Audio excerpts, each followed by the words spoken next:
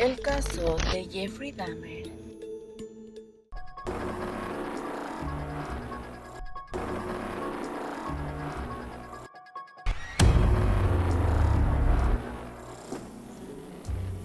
Jeffrey Lionel Dahmer nació el 21 de mayo de 1960 en Milwaukee, donde fue criado en el seno de una familia de clase media. De niño, se caracterizó por ser muy vital y extrovertido, alguien a quien le encantaban los animales y le gustaba jugar. Tras 3 cambios de domicilio, se volvió una persona retraída y de extrema timidez. Aunque le regalaron un perro al que quería con locura, ello no frenó su proceso de aislamiento progresivo del mundo.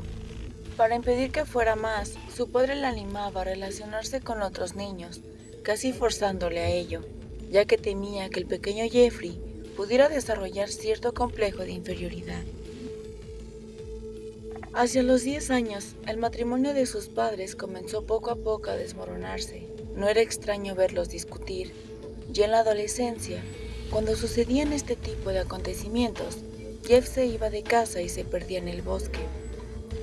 Continuaba sintiendo gran pasión por los animales, pero estaba más interesado en cómo eran por dentro. Comenzó a aficionarse a recoger animales muertos que encontraba atropellados en la carretera. Los metía en una bolsa de basura y se los llevaba al patio trasero de su granja, donde los diseccionaba y deshuesaba.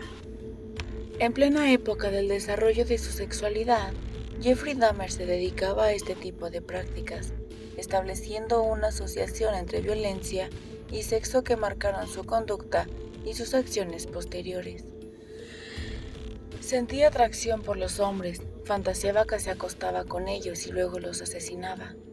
Este tipo de pensamientos obsesivos fueron al final lo único que le causaba excitación. Dahmer estaba atormentado por sus fantasías tan recurrentes de sexo y muerte, de modo que, en un intento por olvidarlas, comenzó a beber. De igual forma, se refugiaba en la bebida para escapar de las constantes peleas de sus padres. Fue justo después de acabar sus estudios secundarios cuando Jeffrey empezó a cometer crímenes atroces. Primer asesinato. Cuando se graduó en el instituto, sus padres se divorciaron al poco tiempo. Lionel Dahmer alquiló una habitación en un motel cercano y la madre se fue a Wisconsin con su hijo menor, David. Dejando a Jeff solo en casa, aquel verano de 1978 fue que cometió el primer asesinato. Volvía a casa en su coche tras tomar unas cervezas en un bar y recogió a un joven autoestopista llamado Steven Hicks. Dahmer le invitó a su casa a beber cerveza y a fumar. Cuando Hicks dijo que se tenía que ir, en un arrebato Dahmer le golpeó la cabeza con una mancuerna y luego lo estranguló con ella.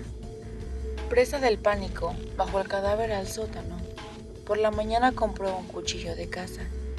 Le abrió el vientre y se autocomplació sobre las vísceras. Después de eso, despedazó el cuerpo y lo metió en bolsas de basura y las cargó en su coche. De camino a un basurero cercano, fue interceptado por una patrulla de policías. La suerte quiso que no se inspeccionara el contenido de las bolsas y únicamente se le multase por exceso de velocidad. Aterrado, volvió a casa y metió las bolsas en una gran tubería de desagüe que había en el sótano. Cuando volvió 2 años después, cogió los huesos y los machacó con un gran mazo. A continuación, esparció los restos de la maleza que la rodeaban. Las pulseras y el reloj que llevaba la víctima fueron arrojadas al río. Tras este primer asesinato, estuvo dando tumbos por culpa de su adicción al alcohol. Intentó ir a la universidad, pero abandonó tras suspender todas sus asignaturas. Se alistó en el ejército, de donde también fue expulsado antes de tiempo. En un intento por enderezarse, se fue a vivir con su abuela a una localidad cercana a Milwaukee.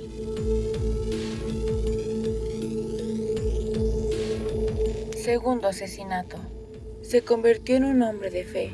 Dejó la bebida y pareció que puso fin a sus impulsos sexuales, hasta que una tarde, estando en la biblioteca, se le acercó a un joven que le dejó una nota en la que le ofrecía favores sexuales en el lavabo.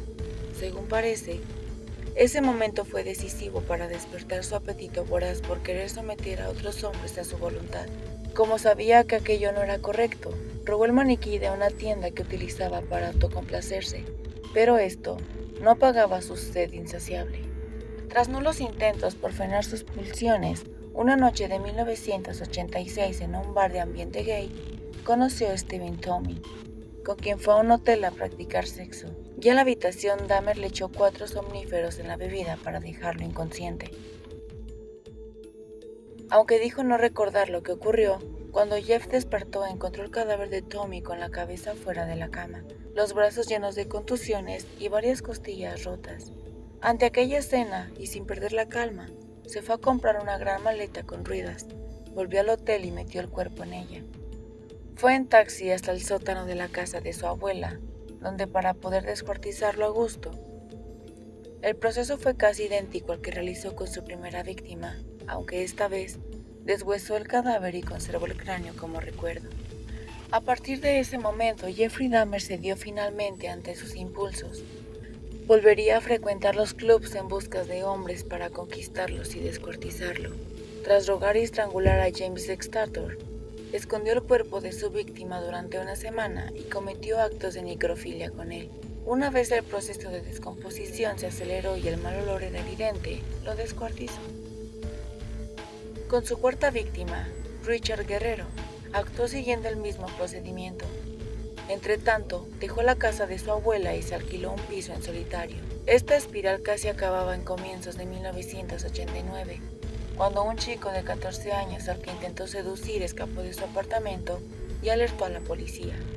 Por aquel hecho, cumplió 1 año en cadena por agresión sexual, pero no se descubrió su terrible secreto. 3 semanas después de salir de prisión, volvió a Milwaukee, donde comenzó una orgía de sangre que duraría todo 1 año.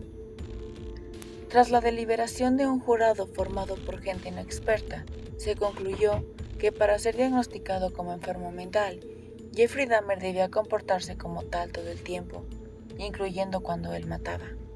Finalmente fue hallado culpable de 15 asesinatos y condenado a 15 cadenas perpetuas, un total de 937 años de cárcel. Se le envió a la prisión de Columbia en Wisconsin, donde volvió a la iglesia para expiar sus pecados. Encontró una explicación para lo que había ocurrido, y es que el mismísimo diablo la había poseído. Durante su corta estancia, fue visitado por la hermana de uno de los jóvenes muertos, y concedió varias entrevistas a los medios para relatar su experiencia, en algunas de las cuales estaba presente su padre. En noviembre de 1994, halló su final de forma violenta, cuando otro preso que también cumplía condena por asesinato lo abordó en el gimnasio de la cárcel y le golpeó con una barra de pesas hasta que lo mató. Para algunos fue la muerte que alguien como Dahmer merecía, pero para muchos otros supuso la privación del derecho de los ciudadanos de tenerle purgando por lo que había hecho hasta el final de sus días.